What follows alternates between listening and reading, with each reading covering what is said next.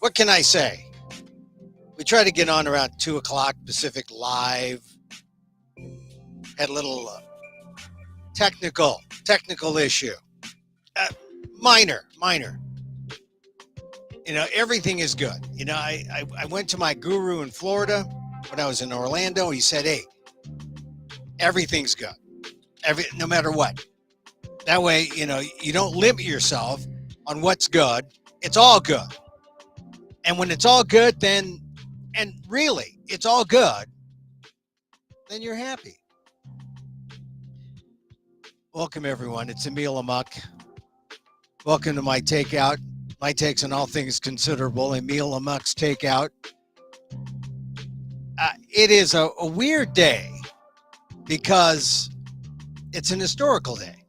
And I mention it in all my columns on the Asian American Legal Defense and Education Fund and all the social sites. It's Philippine Independence Day. And a lot of people don't know it. Isn't Philippine Independence Day July 4th? No, July 4th. America likes to downplay that. That's when America gave independence to the Philippines. Like it was theirs to take away and then confer back. And of course, just like the United States, to make Philippine Independence Day July 4th, our little brown brothers doing everything exactly like us, big white brother. But as you know, that has been since corrected, and it's called Philippine Friendship Day, which is quite a euphemism for what the United States did to the Philippines. We just colonized you. But it wasn't as bad as Spain. And that's what today's all about. Today is about independence from Spain. Spain. So as you can see, I got my gong behind me, and I'm banging my gong. I'm banging my gong to declare independence from Spain. That's why I'm banging my gong. That's why I bang my gong in my one-man shows when I do them across the country. The gong, or as it's known, what I have in my hand, or that's behind me, it's a gong a tambor, which is a kulintang instrument indigenous to the Philippines, where my parents are from. Of course, my parents are not from Maguindanao, the Mindanao region where this gong with the bump is from. My mother's from more closer to Manila. My father from Ilocos, and there the gongs are flat, the flat gong in Ilocos. But this is an historical gong because it has a legacy, having been owned by the late Thelma Buckholt, the first Filipino-American legislator in the state of Alaska. Yes, Thelma. Manang Thelma. Now, she was a good friend of mine. Hard to believe how long it's been since she's passed. But I met her daughter, Ty, and really got to know Kulintang music. That was their thing. They're into Filipiniana, but not the Spanish kind, right? I mean, they showed me that the agong was the prototypical Filipino instrument, a timekeeper that kept the beat for the Filipino sound. And it wasn't the guitar-based type sound of rondallas that are wholly Spanish that you hear on some Bayanihan records growing up. You'd see the folk dancers, Spanish, colonial. The Filipino sound was in the gongs of Kulintang music. And it's the reason I will gong the Spanish out of me today, June 12th. I mean, look, is it enough? Isn't it enough that I have a Spanish last name? That's one of the things about how people don't know if you're Filipino or not. Well, are you sure you're not Mexican? Okay, we know you're not a little Samoan, but are you a little Mexican? No. So we got to gong the Spanish out of us, June 12th, in honor of the first true Filipino Independence Day. Now, most Filipinos, and this is another way I found out about this, because I would have just ordinarily have forgotten June 12th, as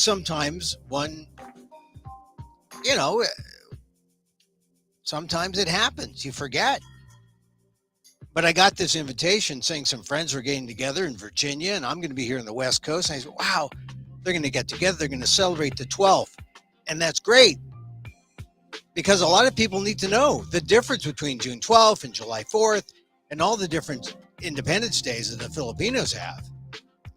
So people will be celebrating not necessarily Father's Day or the weekend. They'll be celebrating June 12th all throughout the weekend in different Filipino communities, because ironically, we're not exactly free from our wage slave bosses and modern colonial obligations, which is the irony of ironies.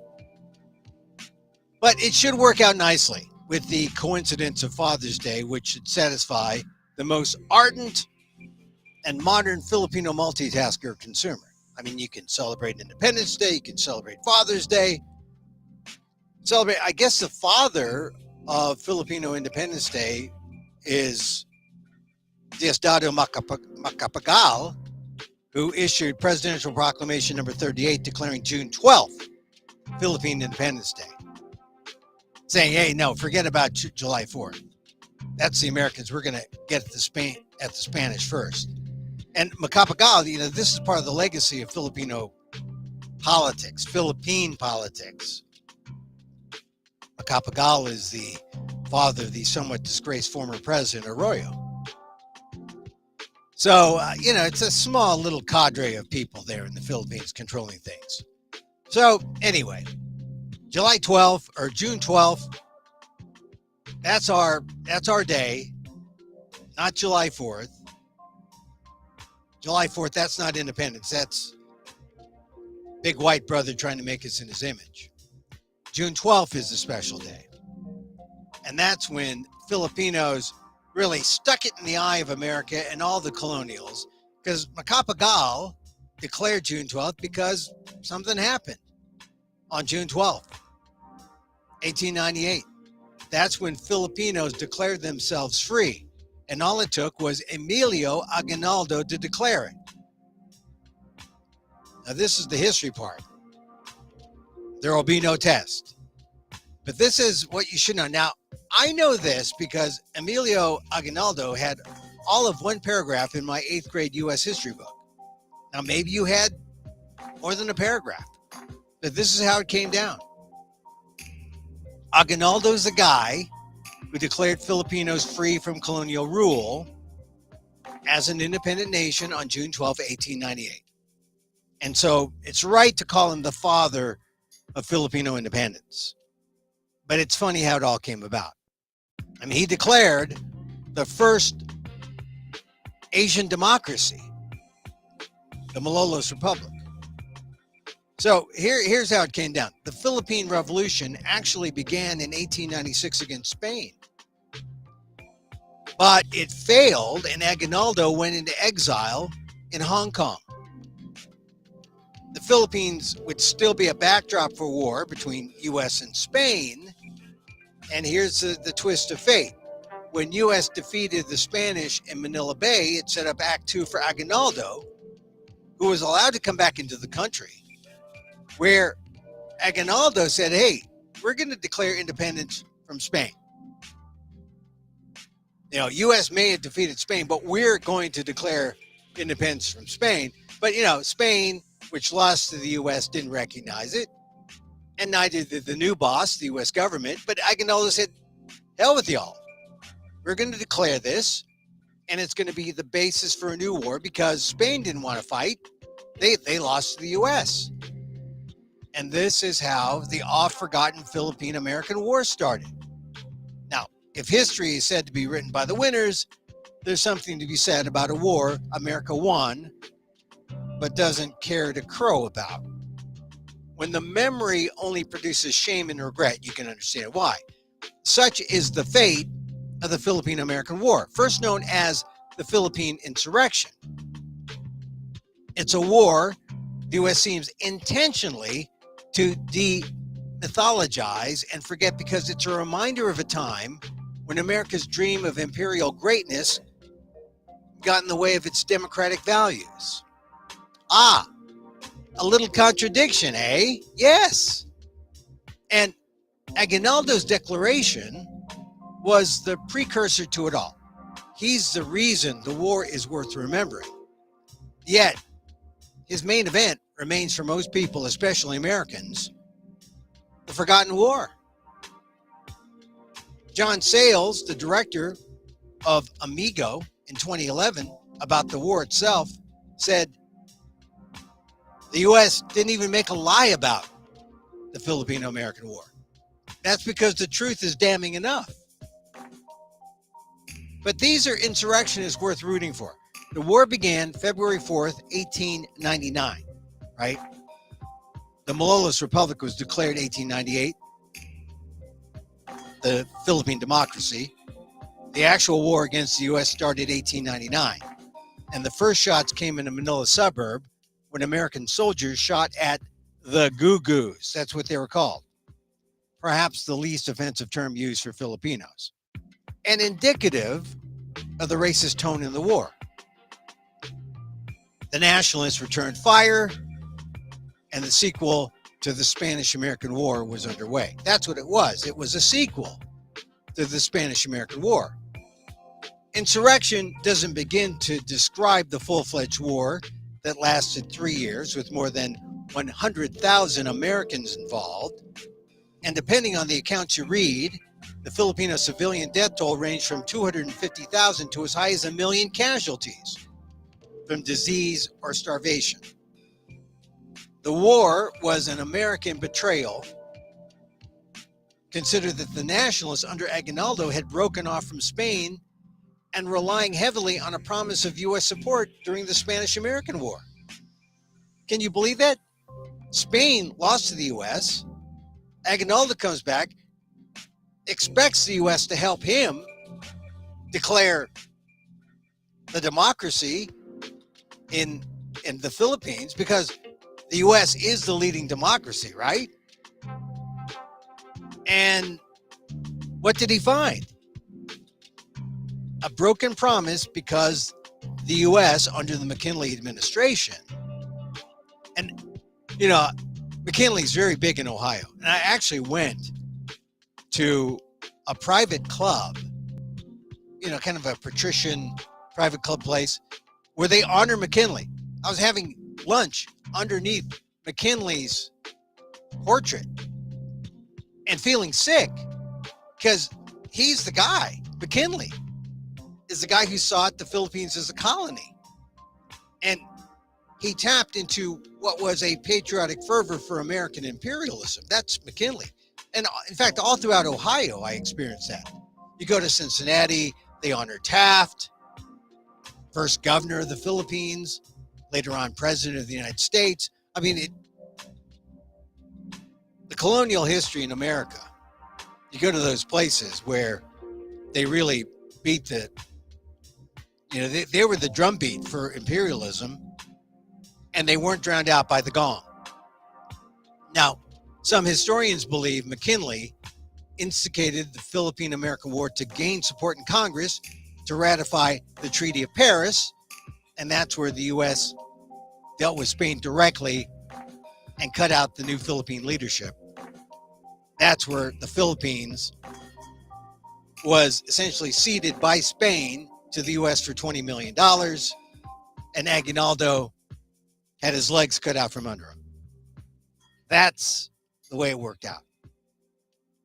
Aguinaldo still was fighting, went up to the hills, and the war extended to like 1902 and beyond. But Aguinaldo was captured in a very sad chapter that I talk about in my show. Emil, Amok, lost NPR host, wily Filipino vegan trans dad. It's a sad chapter of history because whenever I think of the word perfidy, it shows exactly how the Filipinos were colonized. But that final chapter we'll save for another day. I've talked about it in the past. But on this day, the day that we honor the independence of the Filipinos, when they stood up against Spain. Let's just honor the spark behind the Philippine-America War, Aguinaldo's War. He declared independence for us. He fought and defended for us after more than 300 years of Spanish rule, because that's what it was. It is our original taste of freedom. Didn't always work out the way we thought it would, but now you know more about June 12th than just about anyone you will meet today on June 12th, even some with Filipino blood. But there will be those who got more than a paragraph about Aguinaldo in their U.S. history texts, and they'll know. They'll know. And they'll know how sad this day is, even though we honor it as the day the Philippines declared its independence.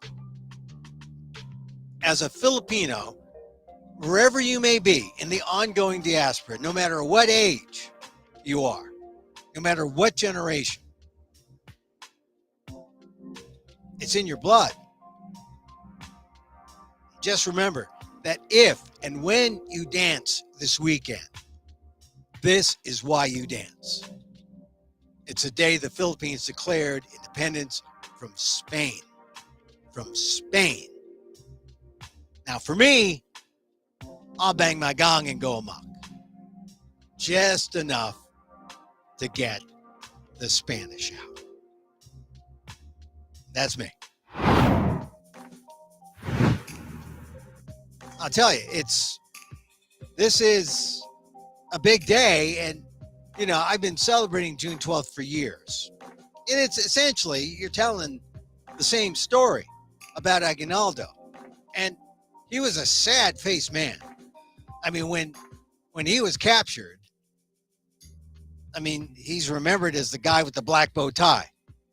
He had a kind of, instead of a guy we celebrate, he had a kind of morose attitude toward life. I mean, he was defeated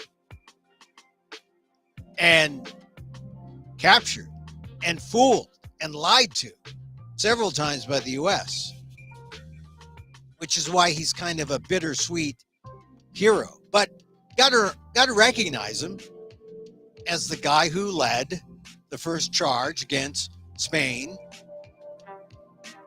Didn't work out ultimately, but you know, he really had the legs cut out from under him, not by Spain. Oh, Spain, yes, but ultimately by the U.S.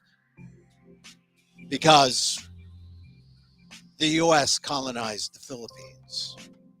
That's the sad part about that Malolos Republic, the first democracy in Asia, the independent nation of the Philippines, and how that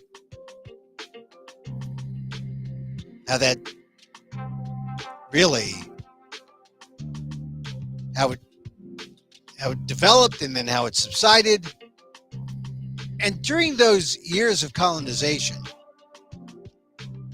the evolution, how people in the United States, right, as colonized nationals of the U.S., how they came to America and really forced the hand of Americans, because America, in its isolationist sense, right, kind of talked its way out of colonization. Americans, with Taft and with McKinley, Americans wanted colonization. They wanted to colonize the Philippines. But as soon as they brought the Filipinos in from Manila, like my father, in the 20s and 30s, the right-wing isolationists took over. It was like the expansionists, McKinley, colonize the Philippines. And it went from, we're colonizing everything we say. We're going to be the next Roman Empire, right? And then they said, hey, this may not be a good look for democracy. And then, you know, people were understanding it, and we got to change this. And then ultimately, it wasn't the liberals who said, hey, look, this is a bad look for democracy. It was the conservatives who said, oh, no. We don't want to expand. We want to isolate. And my father felt the pain of isolation in 1920, 1930. Filipinos who came here. It wasn't with open arms. In fact, the Filipinos were so annoying to the right-wing conservatives that they said, look, Philippines, we'll cut you a deal. You can have your independence back. Just take these damn Filipinos that came here as colonized Americans. Take them back. We'll let them self-deport. That was how it came down. And then World War II came, and then the Philippines got its independence. But it really was mostly because of the annoying Filipinos like my dad who came here in the 1920s and 30s and upset the isolationist right wing. Yeah, there they are, the isolationist right wing calling me up saying, are you sure that it happened that way, Emil? I'm sure. Well, I mean, according to, my reading of the history. But it is the truth. That is the truth. You got to see my show, Emil Amok's Takeout. I explain it all there. So, a little Filipino history. We got to say it because there's new generations of people come on. They have no idea about June 12th, no idea about July 4th, and you're like cursed. It's like being in, CNN loop, where you're telling the same story each and every hour for the next 24 hours. But it's necessary because people need to know the truth, and now you know the truth. Now you know the truth about June 12th, Independence Day, why I bang the Spanish out of me with my gong, and why it's important to do that if you're Filipino. Even if you're Filipino American, like I am. I mean, you don't have to be born in the Philippines to feel the horror and the trauma of Philippine independence. You don't. You just don't. You can be an American and feel the shame. Like John Sayles did in that movie Amigo. You don't see, I mean, that was a good movie, John Sayles' Amigo. But you don't see it get much play. You ought to check it out. If you can find it. 2011 movie about the Philippine-American War. The war that America, as John Sayles said, didn't even make a lie about. Because the truth is sad, hard, and embarrassing enough. June 12th, 1898. And you got to take that first step. You declare independence from Spain, and Aguinaldo comes back after he had a failed revolution against Spain in 1896. But he really expected the U.S. to back him. He expected the U.S. to help him, and the U.S. wasn't there. The U.S. wasn't there to help him. That's why it's a squirrely history, this history of the Philippines and the U.S. Squirrely, squirrely, squirrely. But enjoy your Independence Day. All you Filipinos and Filipinos at heart, it's an important day. We don't forget it. Wherever you are in the diaspora, in the Middle East, in the Philippines, in Europe, in America, we don't forget it. We don't forget it. Bang the gong. You're free. Free. Liberated. You're free. You're free. So that's the main story today.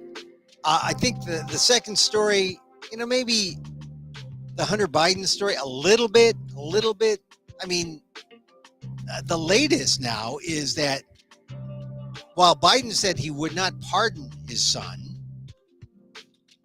the question was, you've ruled out a pardon, right? And he said, yes, I've ruled out a pardon. Not no, I'm not going to pardon him. His answer was yes, the quote, right? It was to a question by ABC's David Muir that has been well publicized. But now people are saying, hey, wait. He may not pardon, but he might commute the sentence. He might like make it go, well, that would be his prerogative. But the one thing that's important, there's a big difference at how this whole matter is being played out politically, because the Republicans seem to think this is part of some grand conspiracy of the Biden crime family, which is absolute nonsense. Or they see it as, oh, the Justice Department is weaponizing politics, which doesn't make sense, because Biden would be weaponizing the Justice Department against his own son. See, it's crazy. People have to be able to like untangle the lies of the Republican Party, because they're just lies. And yet there are people who believe in that. We are so close in this country to like a 50-50. 50 believe, 50 don't. 50 are pro-Biden, 50 are pro-Trump. It's so narrow that, and within the margin of error, the latest polls are so close. Who knows? It's going to be just a handful of votes. That's the string that our democracy, is hanging on a thread. It's sad, because some people really believe the GOP BS. It's not that the Democrats have a BS, or the Democrats aren't capable of lies too, but the Democrats seem to make more sense and are in touch with reality. The Republicans, not so much. And it's disconcerting, because, like I said, it's like a 45-45 split, and everyone's fighting over maybe 10% who are persuadable. That's a very, very thin margin. And, we'll see disinformation come out. All we can do is look at information, evaluate it. But a lot of the stuff that you see coming out of the Republicans these days are just to create chaos. They found their way to destabilize democracy. And the Democrats don't seem to have an answer. The Democrats don't seem to have this, they don't seem to, they're not able to just let people know the truth, that, hey, this is what's happening. Like this whole thing about the economy. Is the economy doing poorly, or is the economy doing well?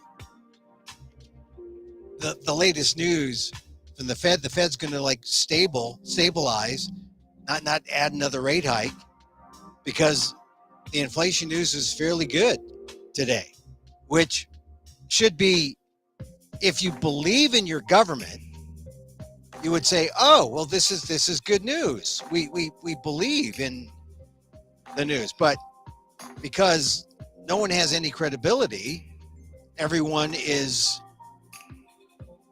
just a little suspicious. So this is from Axios. Inflation showed for the second straight month in May, or slowed for the second straight month in May, according to Consumer Price Index figures released today. Grocery prices ticked up just 0.1%, and gas prices fell. Those are the two things. Gas prices and egg prices. That's what makes people feel good. You're paying less for eggs, hey, we're good. Gas prices fall, we feel better. Airline fares, new cars, and apparel also got a bit cheaper. All good news for American households, but the Federal Reserve still wants more evidence price pressures are receding before cutting interest rates. So the Fed left its target interest rate unchanged today and is expecting only one rate cut this year. New projections show. That's a considerably more cautious approach than the three cut rates the three cut rates the median Fed official expected as of March. Quote, the economy has repeatedly surprised forecasters in both directions, Chair Jerome Powell said at a press conference. Today was certainly a better inflation report than almost anybody expected, and we'll just have to see what the incoming data flow brings. The bottom line is lowering borrowing costs might be coming this year, though Powell would not say when. And this is the thing. The economy always surprises, is doing better, but no one wants to give Joe Biden credit. No one wants to give the Democrats credit. Everyone's playing it politically, and it's sad, but you need to know that these are the facts. The economy isn't as bad as people say. And if people are saying it's bad, it's because it's bad. It works to the advantage of the person telling you it's bad. So go about your business, be frugal, be positive, and don't believe the lies. You know, usually it's someone trying to sell you some kind of stock, the stock going down, stock going up. That's why people say, hey, look, what's the price of gas? I trust that. What's the price of eggs? I trust that. I feel good. I'm sitting on a fatter wallet this week. I feel good. That may be the way things go right up until November. Fortunately. Hot again where I am. I thought it was going to be only in the 90s. It's like three triple digits here. Hope you're cool wherever you are. You know, it's really tough because I'm noticing that even some places up north, you know, Maine, thinking, oh, well, we'll just go up to Maine where it's going to be, you know, really cool, or Minnesota or North Dakota. It's hot there too. Hot everywhere. A reminder, go vegan. Going vegan is the easiest thing you could do to help yourself and help the earth. There are three reasons to go vegan: the animals, your body, the environment. That's it. Three reasons. Speaking of which, Joey Chestnut from San Jose, the Major League eating champion for hot dogs, apparently Nathan's says you can't compete if you sign a contract with a competing hot dog chain. In some respects, he didn't sign with the competing hot dog company because Impossible, which makes Impossible hot dogs, they're not hot dogs, they're vegan hot dogs. That's not a hot dog. You look at what Nathan's is. I can't even tell you if Nathan's is beef or pork. I imagine they say 100% beef, but who knows? There's like some secret there too. If you see how the sausage is made and what's put in the casings, you know. So, but Nathan's is getting, you know, their panties are in a bunch, and they've banned Joey Chestnut. I think Chestnut should stick to his guns. Here's the thing about Joey Chestnut. He's a championship eater. And I think if he wants to go vegan hot dogs, it should be his right. But if he's not allowed to compete July 4th, then that puts a mark against the hot dog eating contest. A black mark. I mean, it's not the same if the champion doesn't get to play. Now, as far as vegan hot dogs, I will say this. Impossible is not my favorite vegan hot dog. If you want to know my favorite vegan hot dog, my favorite, there are a couple. But I think the best that I've had are sausages and hot dogs made by Field Roast. And I think that when you compare all the fake meats, I think fake hot dogs are probably the best and most most like the real thing.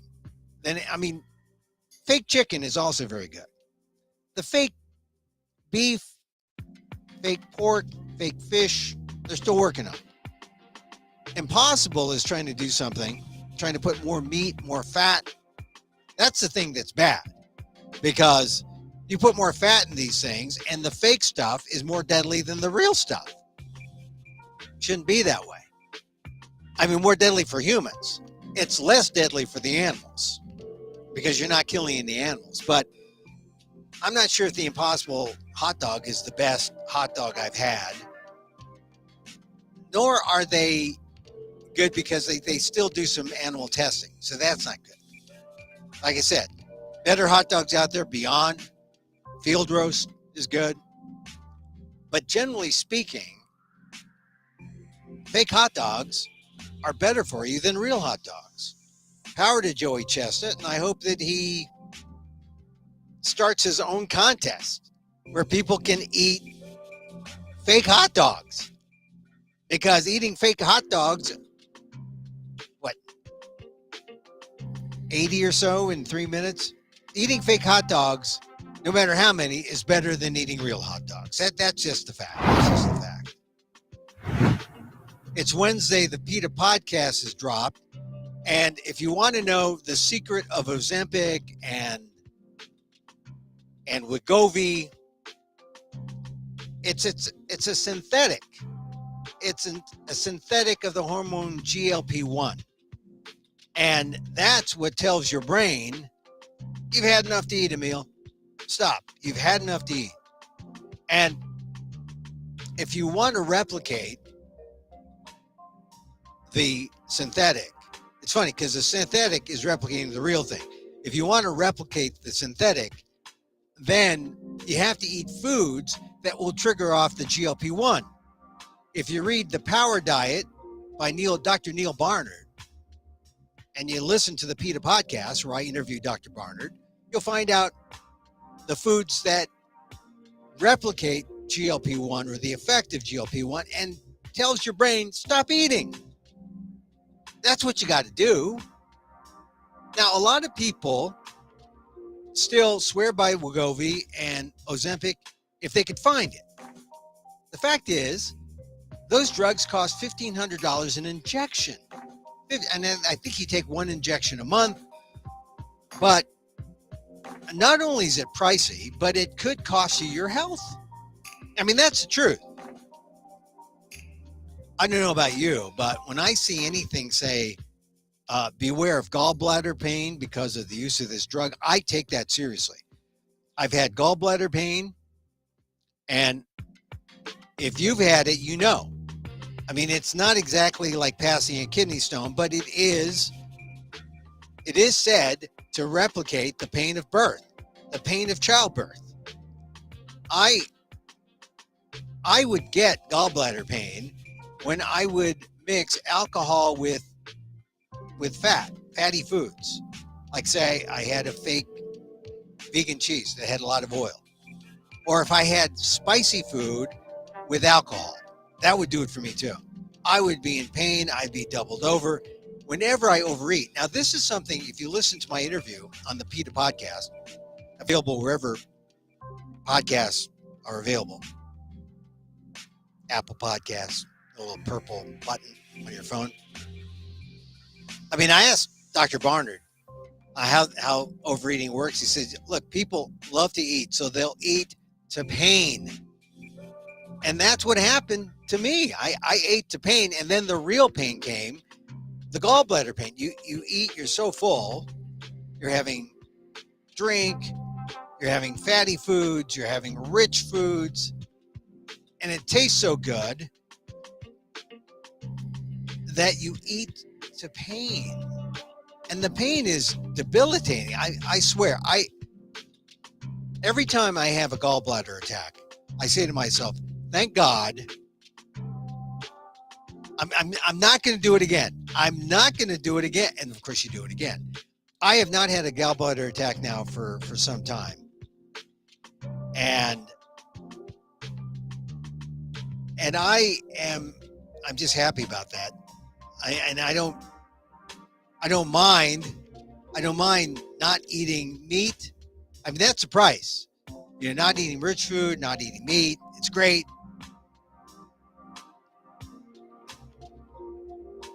But you eat to pain. And you want to circumvent that. But the way you do that is by getting GLP-1, the hormone that goes to your brain and says, stop eating. That's what Wegovy, that's what Ozempic does. Don't pay $1,500 for a shot of Wegovy or Ozempic. Pay $6 to $8 for a basket of blueberries. Pay $9 to $10 for some frozen blueberries. Frozen are good. I like the fresh ones. But if you can only find the frozen ones, go to Costco to get the frozen ones. Get the organic ones. It'll trigger off the Ozempic, Wegovy, GLP-1, replication, and tell your brain, hey, you've had enough. You've had enough, buddy. You've had enough. Shout out to fans of Jerry West. Man, when I saw that news today that Jerry West had died, surprised mostly because, usually when someone has an illness, you hear about it, but it was a shock. I didn't realize how he'd been suffering from a fatal illness. His daughter-in-law, Michelle Wie, the golfer Michelle Wie, so there's Asian Americans who are mourning, not just basketball fans who are Asian Americans, but family members. The golfer Michelle Wie from Hawaii. I didn't want to say I hated Jerry West, but when I was rooting for the Warriors back in the 60s and the 70s, and Jerry West was Zeke from Cabin Creek, would hit those long shots and put away Rick Barry and the Warriors, except that one year when the Warriors won. Yeah, Jerry West in the heat of competitiveness was much reviled by us Warrior fans.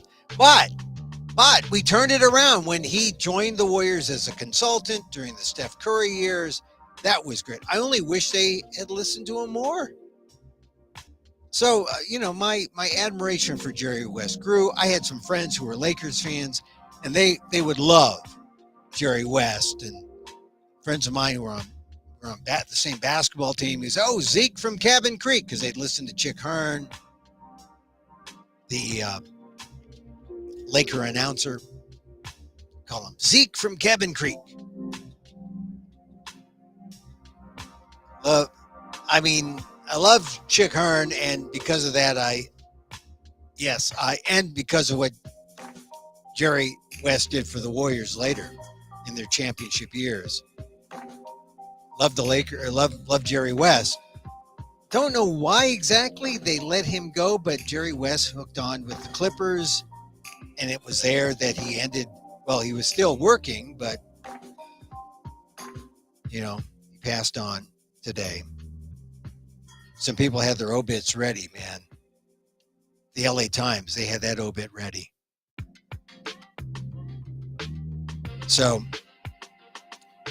remember the logo, Jerry West. He's the logo, the NBA logo, Jerry West. Some other news. Do we have any other news? Congress is trying to do something crazy. Joe Biden has a lawsuit about the border.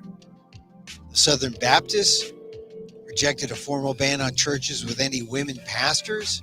I mean, that's how ridiculous some of these religious zealots are.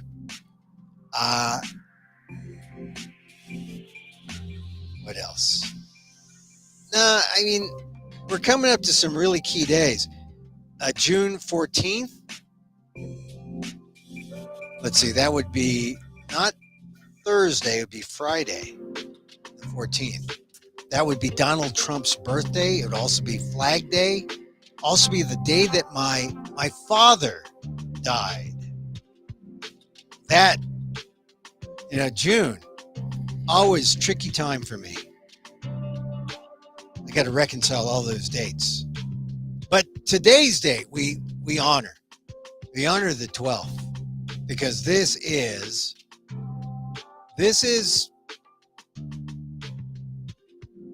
Philippine Independence Day. We honor that.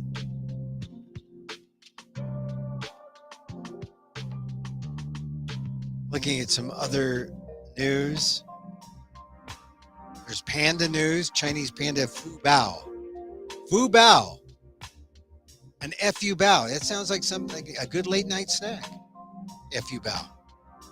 Makes her first media appearance after returning from South Korea. Let's see what else.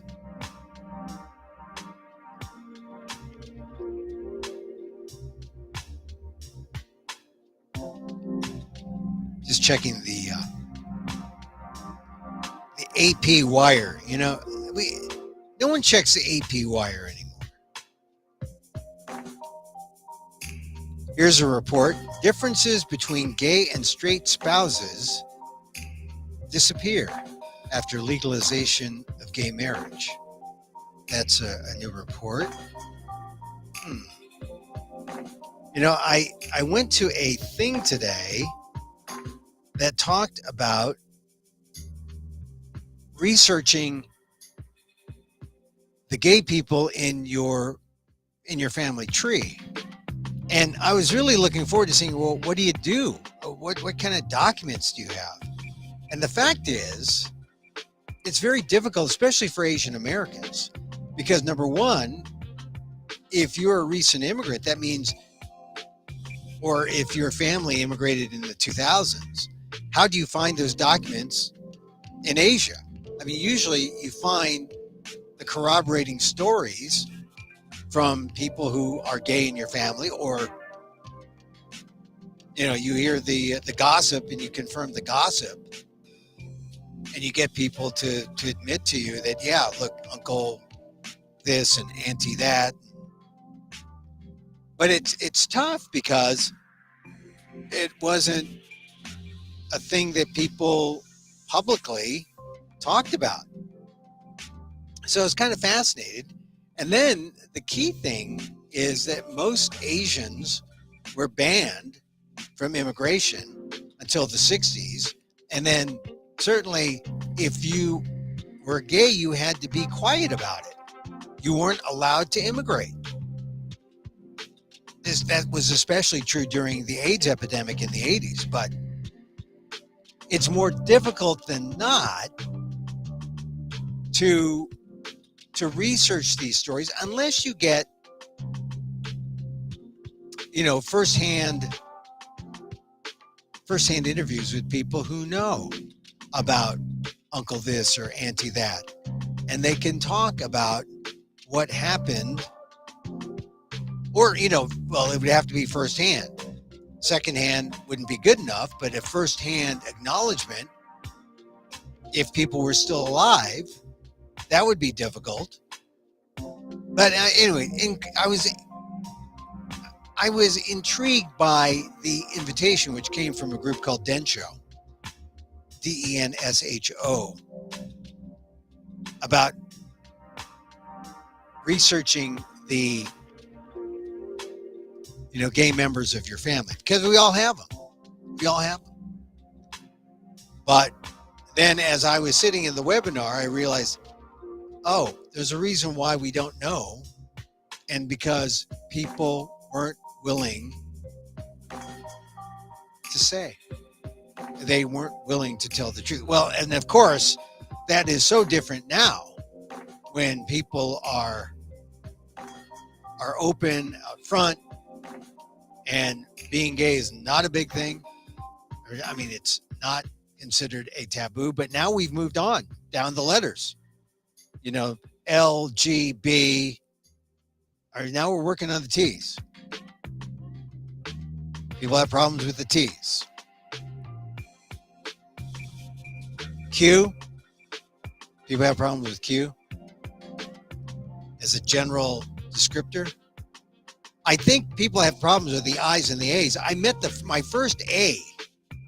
I had no idea what an A was, but when you're with an A, you realize that they're just normal people, but they're just not, you smile, you try to like get them excited. They're like, they're not, they are really A's. They and I respect that, although it's hard to imagine because, some of us hot-blooded types are like, how can you be an A? I mean, no desire at all. I mean, it's really kind of, what does that mean? So anyway, the A's, LGBTQIA, LGBTQ plus. We mentioned it because it's Pride Month. Got to talk about pride. Got to talk about pride because the more we talk about it, the more inclusive society becomes, and the more we see things like the trans story as triumphs. When the judge threw out that trans law in Florida, we see it as triumphs of equality, of civil rights. It's important to honor and recognize trans people and accept them. And this trend now to like deny, because they're children, no, it's the way to be homophobic, which, we could talk about it civilly and try to deal with this stuff. But if you come after them and say, hey, bad science, bad this, bad that's just homophobic and discriminatory. We shouldn't allow for that. Not in a democracy. Okay, so that's it. Hey, I want to talk about the WSOC, the World Series of Comedy. I'm doing it on Wednesday, June 19th. Go to Tacoma. If you're in Tacoma, the Tacoma Comedy Club, June 19th. Email me at amok.com or Emil at amok.com or Emil Amok at gmail.com. I'll tell you how to get a heavily discounted ticket. You want to see the show on Wednesday night in Tacoma. If you want to see it live streamed, it's going to be on YouTube, I think, my little 5 minutes. If I get out of Wednesday, I get to perform Thursday and I get to perform Friday. And then maybe I get in the finals on Saturday. And so that's the World Series of Comedy. It's like the playoffs, right? And then everyone gets together, and there are all these satellite clubs in Boston, Phoenix, all around the country. Tacoma, Sacramento. They meet. The winners, or those who qualify, meet in Las Vegas for the big World Series, and who knows? Maybe I'll be lucky enough to be included. They take the top 40, top 100, something like that. And then you do the work of a comedian. People from clubs see you, you get booked, you get some gigs, and it's fun. It's fun. Anyway, the WSOC, World Series of Comedy, check it out, June 19th in Tacoma, the Tacoma Comedy Club, 6th and Proctor. You can see it live, heavily discounted ticket. Just email me. I'll tell you how to do it. Go to my Facebook page. I think I have a little something there about it. And then you can also see it on YouTube streamed. And if all goes well, the finals are in Las Vegas. So let's hope that I do a good job there. Also, if you're in Manteca, California, I'll be probably at the Deaf Puppy Comedy Club in Manteca today, so check that out. And I hope they have balut because I want to celebrate Philippine Independence Day. Check out my columns on Filipino Independence Day on the ALDEF blog, aaldef.org/blog. We're banging the Spanish out of us. Yeah. And also check out Inquirer.net. And that's it. We're going to call it a day. Hey, thank you for listening. This is my secret podcast. It really is a secret. I don't know anyone. We got a handful of people watching. Thank you for being there. Catch it on YouTube at Emil Amok 1. Catch it on Twitter or X at Emil Amok, EMILAMOK. Also on Facebook, yeah, at emilguillermo.media or Emil Guillermo. I'd like to close with a little meditation. Meditation always works. It always is helpful. It just is. Little loving kindness. And so, as I wish for me, I wish for you. May you be safe. May you be happy. May you be healthy. And may you live with ease. Emil Guillermo here. Emil Amok to you. Till next time.